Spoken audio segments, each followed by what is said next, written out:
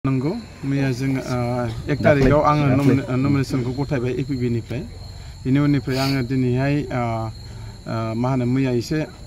माखासे एसे प्रब्लेम दंमोन जोंहा माबायावहाय एडिटिभिआवहाय बे बुस्थुखौ जों कारेक्सन जाजोबबाय फाइनाल जाबाय बिनि उनाव नों सोंनाय बायदिनो दिनैनिफ्राय आंनि पर्टिन चिरां दुवार हिसाबै एपिबि निफ्राय मोनफ्रोमबो प्राइमारि आरो ब्लकनि दैदेनगिरिफोरखौ लानानै दिनैनिफ्राय जों स्टार्ट खालामफिनबाय गामि गामि हाबनानै खोब मोजां रेसपन्स मोनदों दिनैहाय दा फुङावहाय जोंहा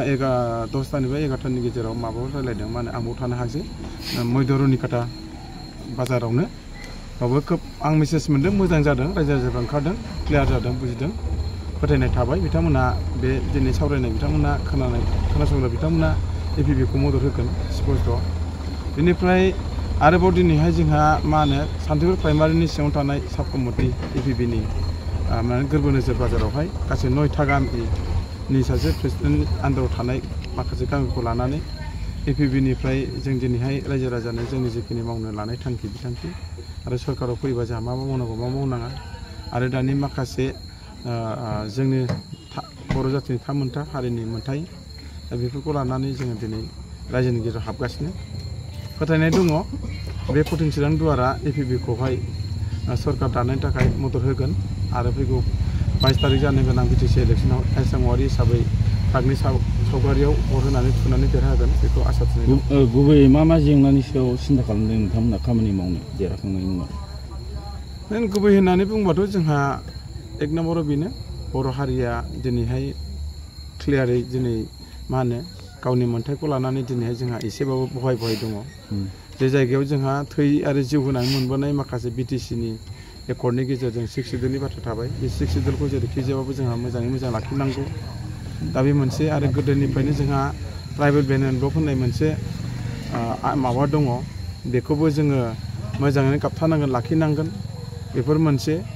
आरो बेनिफ्राय जोंनि गासैबो जाथि जन'गोष्ठी बे बिटिसिआव थानाय जोंजों जेसेबांनाखि पार्सेन्टफोर मोनथाय अधिकारफोर दङ बिथांमोननि थाखायबो जोंहा खामानि मावनांगौ थाबाय एपिबिआ देरहानो हायोब्ला आरो बेनिफ्राय दानि माखासे लाइमोन सेंग्रा सिख्ला जुब फरायफुनाय बिथांमोननि माखासे मोजाङै जोङो दैदेनलांनांगौ बिथांमोनखौ जोङो फोरोंनाय शिक्षायाव जों लांनानै जोंनि बर'लेण्डखौ बिथांमोननि दैदेननायनि गेजेरजों इयुनाव जोङो मोजां मोनसे परिबेस लाबोनो हायो जाथि हारिखौ दैदेननो थाखाय लिरनाय आरो फरायनाय बेफोरखौ नोजोर होनानै दिनै एपिबिआ बेखिनि खामानि मावनो आवगायदों बे बियाबाव अजन गोनां केन्डिडेट खाम्फा बरगयारि हाग्रामा महिलारि आरो बेराफारसे सांग्रां बर' बिथांजों जुजिनो हागोन होननानै सानो नामा नोंथाङा बे बियाबाव एपिबि हिसाबैथ' जोङो जुजिनांगोन जों मालाबाबो दिन थारिखआव बेवहाय जेननो होननानै जों इलेक्सनखौ गेलेयाखै जोंनि बे अल्टारनेटिभ पार्टि अफ बर'लेण्डआ एपिबिआ जों जि जायगायाव दिनैहाय जों आगाना जुदि सोरबायब्ला जों बाव फावसयनाय गैया आरो फावसयनायखौ जुदि दिनैनि थारिखआव जोङो मोनसे रोखा जे जों जे जायगायाव हाबदों रायजो राजाफ्रा बेवहाय जोंखौ गोबां मोजां रेसपन्स होदों आरो बिथांमोना 100% नङा होननानै दिनै बुंनो हाया होखागोन मानो होनोब्ला दिनै 17 बोसोरसो हाग्रामा महिलारि सलायलांबाय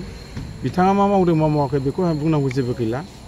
आरो दिनैनि थारिखआव प्रमद बर' बिथाङाबो दिनै सलायलांबाय बेखिनि बेलायाव जों बुंनांगौ जेबो गैया नाथाय नों सोंनाय बादिनो दिनै गोगोम जायखौ जों हाग्रामा महिलारियाव बेवहाय दिनै केन्डिडेट हिसाबै गसंफैदों बिथाङा गावनि साइडनि गावनि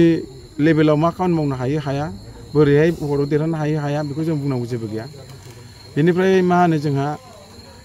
एपिपिएलआवहाय दिनै बारलांनाय खाम्फा बरगयारि बिथाङाबो दिनैहाय गोगोमैनो जेनेबा केन्डिडेट हिसाबै एपिपिएल गसंबाय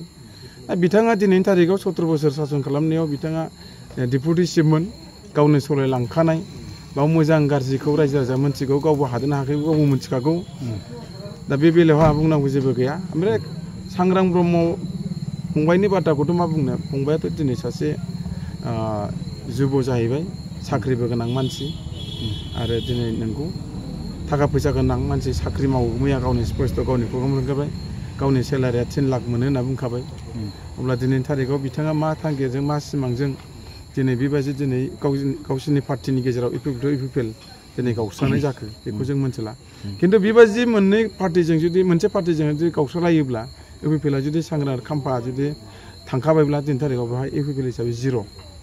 एपिपिएल हिसाबै 100% 0 आं बेखौ जों बुंनो हागोन दा बेनि जुजावहाय आङो दिनैहाय बुंगोन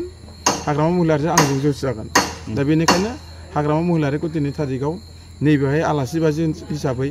गुबुननिफ्राय फैनाय हिसाबै बिथांखौ दिनै थारिखआव रायजो राजाफ्रा पटेल चिरांनि रायजो राजाफ्रा फोजोबनाय नङा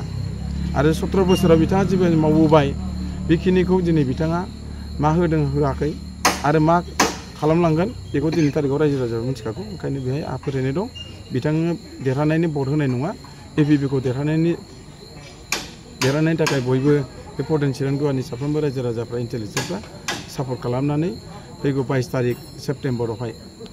एपिपिनि ट्राकनि सावगारियाव भट होनानै नायसां मारखौ देरहागोन बेखौ मिजिंथिदों आरो अनजालि दैमारिया दैदेननायाव बे एपिपि सरकार दागोन बेखौ आं फोथायनाय दं।